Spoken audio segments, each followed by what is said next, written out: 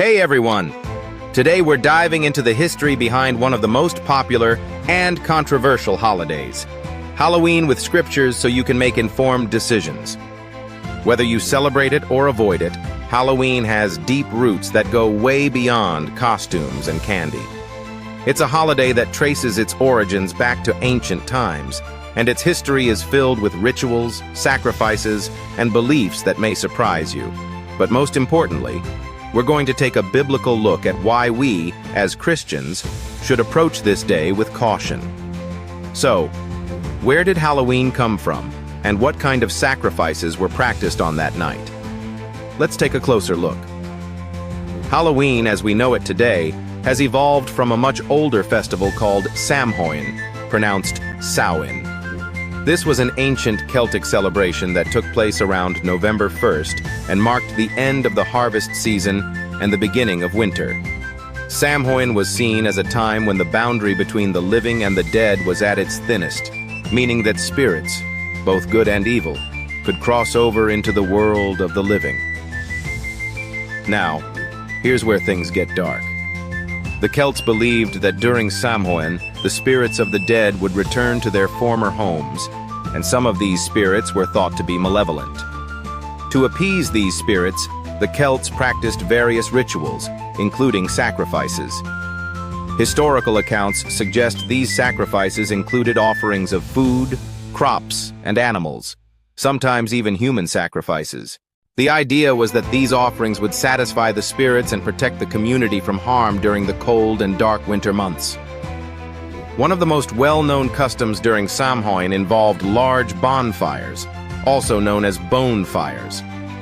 These fires were lit to ward off evil spirits, and it's believed that animal sacrifices, such as cattle, were often thrown into the flames as offerings to the gods.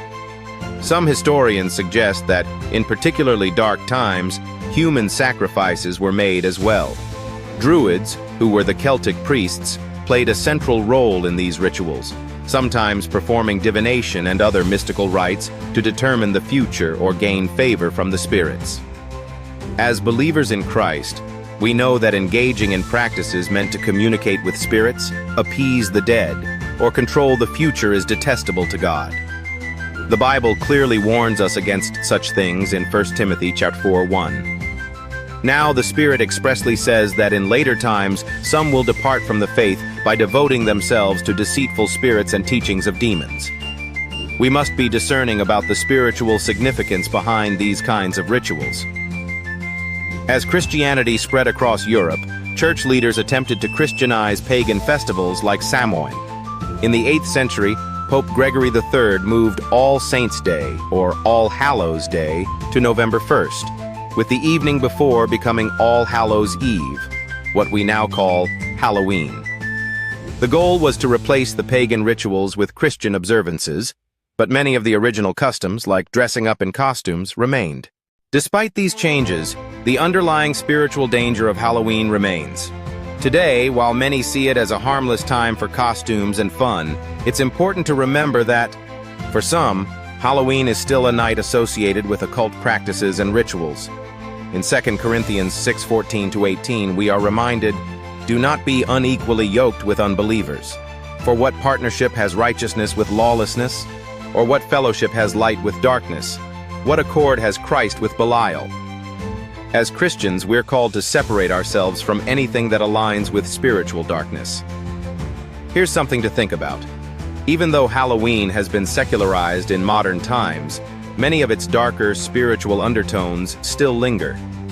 Some people believe that the night of October 31st is a time when supernatural forces are at play. Certain occult groups and individuals still engage in rituals, seances, and even sacrifices, though in modern times these are often symbolic or involve ritualistic offerings rather than the bloody practices of the past. Regardless, they still represent the same spiritual dangers. As Christians, we can't be lukewarm about our stance on these things. Revelation 3:15-16 gives a stark warning. "I know your works. You are neither cold nor hot. Would that you were either cold or hot. So because you are lukewarm and neither hot nor cold, I will spit you out of my mouth." We cannot dabble in darkness and still claim to walk in the light. We must take a clear stand on what we engage in. It's also important to remember what 1 John 2:15-16 tells us. Do not love the world or the things in the world. If anyone loves the world, the love of the Father is not in him. For all that is in the world, the desires of the flesh and the desires of the eyes and pride of life, is not from the Father, but is from the world. Halloween, with its focus on fear, death, and sometimes even glorification of evil, reflects the world's values, not God's. By participating in the world's version of this holiday, we risk allowing those values to take root in our hearts. And as Matthew 12:30 reminds us, whoever is not with me is against me, and whoever does not gather with me scatters. There is no neutral ground in spiritual matters. Either we're walking in the light of Christ, or we're opening doors to darkness.